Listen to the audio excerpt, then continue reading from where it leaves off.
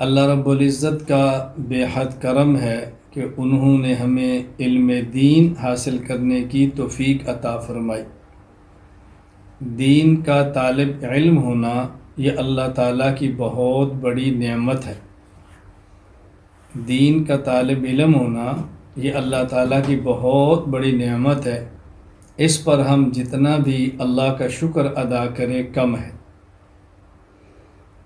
میں نے آپ حضرات کی خدمت میں جو قرآن کریم کی تلاوت کی ہے، اس میں اللہ رب العزت نے مہاجرین اور انصار صحابہ کرام رضی اللہ عنہ مجمعین کے لیے جنتی ہونے کی بشارت دی اور ساتھ ارشاد فرمایا والذین اتبعوہم بإحسان والسابقون الاولون من المہاجرین والانصار والذین اتبعوہم بإحسان، اور وہ لوگ جو صحابہ کرام کی اتباع کریں، نقش قدم پر چلیں، تو ان کے لیے بھی جنت کی بشارت ہے۔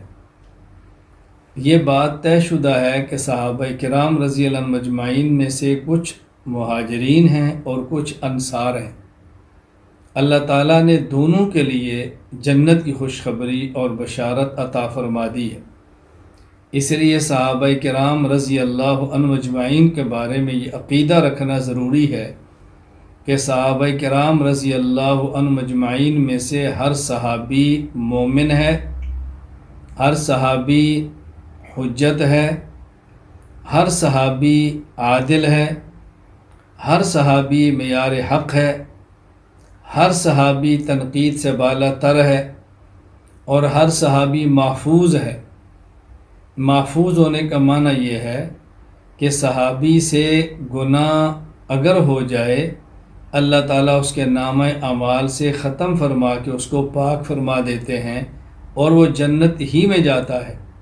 لا تمس النار من رآنی، حدیث پاک ہے کہ صحابی کو جنت کی آگ چھوے گی بھی نہیں، یعنی صحابی کو ہرگز جہنم کا عذاب لمحہ بھر کے لیے بھی نہیں ہوگا۔ یہ ہمارا عقیدہ ہے اور اس عقیدے پر کاربند رہنا اور پابند رہنا نہایت ضروری ہے۔